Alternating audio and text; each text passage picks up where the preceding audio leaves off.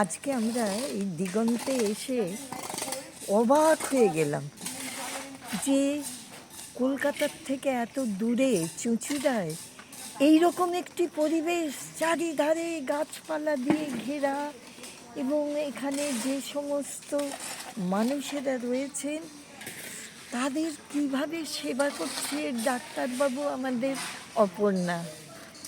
এইটুকু বাচ্চা মেয়ে যার কাছে আমরা দাঁড়িয়ে আছি, দিয়ে বলছি কি করেছো অপর্ণা তুমি?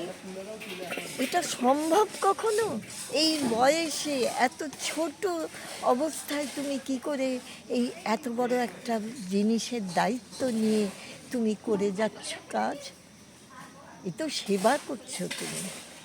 তুমি তো রুগীদের, যে রুগী ঠিক বলবো না, এমন সমস্ত মানুষের এখানে ভর্তি হয়েছেন যেটা কলকাতায় সম্ভব ছিল না, বা অন্য কোথাও বিদেশেও নিয়ে আমরা যেতাম না।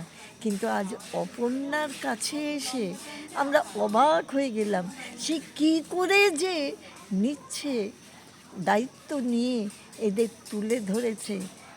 এই যেন ঈশ্বর ওকে আশীর্বাদ করছেন, ঈশ্বরের কৃপায় ওর এইটা সম্ভব হয়েছে। ওর ছেলেরা, ওর স্বামী সবাই ওকে সাহায্য করছেন। ছেলেকে দেখলাম সে মিস্ত্রিদের সঙ্গে কি করে সিমেন্ট মাটি মেখে সে দেয়ালে গাঁথছে। এটা সম্ভব?